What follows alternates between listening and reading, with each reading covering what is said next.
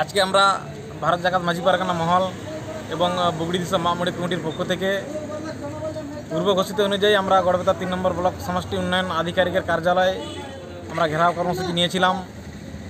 আপনারা অবগত আছেন যে আমাদের বুগড়ি দিসম মামুড়া কমিটির যে দিসম জাহের থান, সেই জাহের থানে পানীয় জলের নলকূপ এবং দুটো হাইমাস লাইটের যে কথা বিডিও সাহেব বলেছিলেন, তো উনি আমাদের সেই প্রতিশ্রুতি পূরণ না করার জন্য আমরা এই কর্মসূচি নিয়েছিলাম।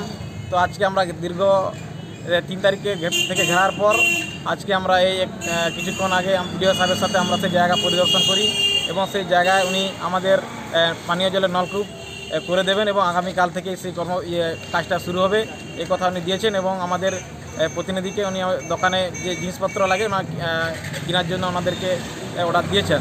তো এই অনুপাতে আমরা আজকের আমাদের যে কর্মসূচি ছিল সেই কর্মসূচি থেকে আমরা বিরত থাকছি এবং আশা রাখছি আগামী দিনেও যাতে আমাদের এইরকম সহযোগিতা করা হয়, যাতে আমাদেরকে কোনোভাবেই এই কর্মসূচি গ্রহণ করতে বাধ্য না করা হয়। সেই অনুপাতে বুগড়ি দিসম মামুড়ি কমিটির পক্ষ থেকে আজকে আমার সমস্ত মাঝি বাবা এবং যারা আমার সাথে সঙ্গ দিয়েছিল আমাদের প্রতিনিধি, তাদেরকে অসংখ্য ধন্যবাদ।